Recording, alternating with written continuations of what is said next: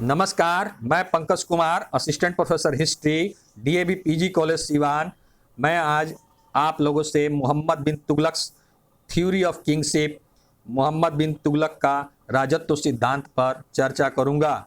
मोहम्मद बिन तुगलक ने राजत्व के सिद्धांत को एक नया आयाम दिया। मोहम्मद बिन तुगलक नवीन विचारों एवं प्रयोगों का समर्थक था। अपने विचारों की नवीनता और मौलिकता के फलस्वरूप मोहम्मद बिन तुगलक ने राज्य और प्रशासन तंत्र को नए ढंग से पुनर्गठित करना चाहा।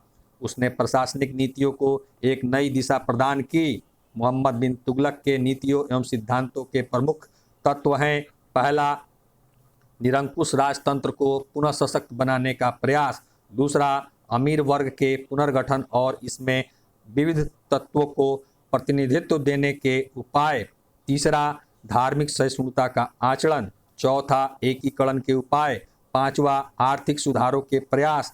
छठा, सक्रिय विदेश नीति का पालन। मोहम्मद बिन तुगलक को अपने पिता गयासुद्दीन तुगलक की मृत्यु के बाद दिल्ली की गद्दी प्राप्त हुई थी। गयासुद्दीन तुगलक के समय में ही अमीर वर्ग और उलेमा वर्ग दोनों का राजनीति में प्रभाव बढ़ने लगा, लेकिन मोहम्मद बिन तुगलक ने अपने शासनकाल में अमीर वर्ग एवं उलेमा वर्ग के बढ़ते प्रभाव को कम करने के लिए कई प्रशासनिक सुधार लागू किए।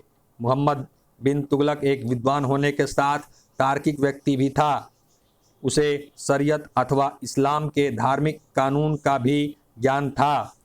उलेमा के विपरीत वह उदार दृष्टिकोण का समर्थक था और सूफियों के विपरीत वह संसार से विरक्त न होकर सक्रिय जीवन बिताने में विश्वास रखता था। मोहम्मद बिन तुगलक ने कठोर दंड विधान मुल्ला वर्ग पर भी लागू कर दिए, अर्थात अब मुल्ला वर्ग भी राजसत्ता से ऊपर नहीं था। उसने विद्रोह तथा कोष के गबन के अपराधी पाए गए धर्म प्रचारक वर्ग के लोगों को कठोर दंड दिया। मोहम्मद बिन तुगलक ने गैर मुस्लिम प्रजा तथा उनके धार्मिक नेताओं से अच्छा व्यवहार किया। उसने अपने दिल्ली दरबार में जैन विद्वान जीन प्रभासूरी का स्वागत किया। उसने जैन विद्वान राजशेखर से भी संपर्क किया। वह होली के त्यौहार में भी भाग लेता था, जिसका वर्णन इसामी ने किया है। वस्तुतः मोहम्मद बिन तुगलक को इस्लाम में पूरी आस्था थी, लेकिन वह अन्य धर्मों के संबंध में जानकारी प्राप्त करना चाहता था। उसकी धार्मिक सहिष्णुता की नीति सल्तनतकालीन सुल्तानों के बीच उसे एक विशिष्ट स्थान प्रदान करती है। उसने धर्म गुरुओं को न्याय के शासन प्रबंध पर एकाधिकार से वंचित कर दिया। उसने कुछ राज्याधिकारियों को न्यायिक शक्तियां प्रदान की। धर्मांध उलेमा उसकी इस नीति से संतुष्ट नहीं थे और तर्क की प्रधानता देने के कारण वे उसे विधर्मी समझते थे। अतः उलेमा वर्ग ने उसका विरोध बड़े पैमाने पर किया। अपने शासनकाल के प्रारंभ में मोहम्मद बिन तुगलक ने खलीफा को विशेष महत्व नहीं दिया था और न ही अपने पद की खलीफा से स्वीकृति ही ली थी, परंतु जब उसकी विभिन्न नीतियों की असफलता के विरुद्ध असंतोष बढ़ने लगा तो उसने शासन को स्थायित्व प्रदान करने के लिए खलीफा से अपने पद की स्वीकृति प्राप्त करने की आवश्यकता महसूस की। मोहम्मद बिन तुगलक ने मिस्र के खलीफा से अपने दिल्ली के सुल्तान पद की पुष्टि करने की प्रार्थना की। मोहम्मद बिन तुगलक ने मिस्र के खलीफा से अपने पद का स्वीकृति पत्र प्राप्त किया। मोहम्मद बिन तुगलक ने सिक्कों पर अपने नाम के स्थान पर खलीफा का नाम लिखवाया। उसने खुतबा पर भी खलीफा का नाम लिखवाया। सुल्तान ने मिस्र के खलीफा द्वारा भेजे गए दूत हाजी सईद सरसरी का भव्य स्वागत किया। मोहम्मद बिन तुगलक का राजत्व सिद्धांत अपने पूर्ववर्ती निरंकुश शासकों की निरंकुशता पर आधारित था। उसने निरंकुश राजतंत्र को पुनः सशक्त बनाने का प्रयास किया। विद्रोहों के लिए जिम्मेदार दो मुख्य वर्गों उलेमा वर्ग एवं अमीर वर्ग पर नियंत्रण करने के लिए उसने विशेष कदम उठाए। उसने सबसे पहले उलेमा वर्ग से निपटने के लिए कूटनीति तथा कभी कभी शक्ति का प्रयोग किया। अलाउद्दीन खिलजी की भांति मोहम्मद बिन तुगलक ने उलेमा वर्ग का शासन में हस्तक्षेप स्वीकार नहीं किया।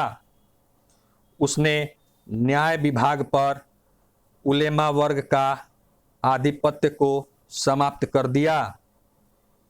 अमीरों तथा अफसरों को वफादार बनाने एवं प्रशासन में सुधार के लिए मोहम्मद बिन तुगलक ने उन पुराने अफसरों तथा कर्मचारियों को पदच्युत कर दिया जिन पर उपद्रव फैलाने या किसी विद्रोह में प्रत्यक्ष या परोक्ष रूप से भाग लेने का संदेह था। उनके स्थान पर नए लोगों को नियुक्त किया गया। सुल्तान मोहम्मद बिन तुगलक जाति एवं जन्म के आधार पर व्यक्तियों के बीच भेदभाव में विश्वास नहीं रखता था, बल्कि योग्यता के अनुसार पद और सम्मान देना चाहता था। उसने अपने अमीरों में निम्न वर्ग के लोगों को प्रतिनिधित्व दिया जो इन पदों के योग्य थे।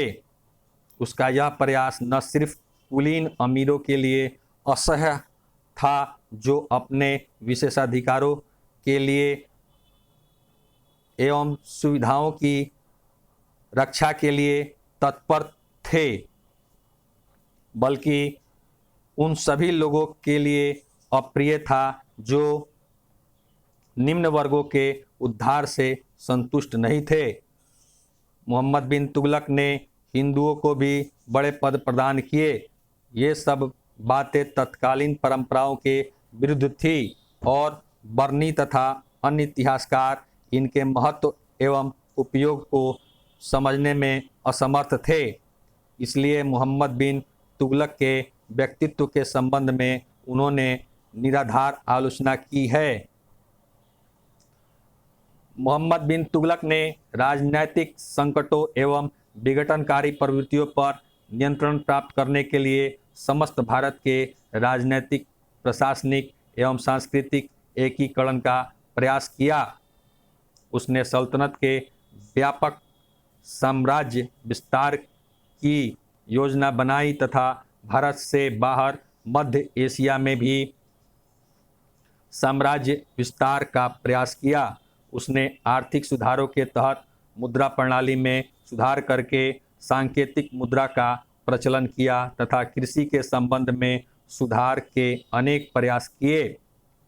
यद्यपि उसकी अधिकांश योजनाएं असफल सिद्ध हुईं और उसे असंतोष एवं विद्रोहों का सामना करना पड़ा।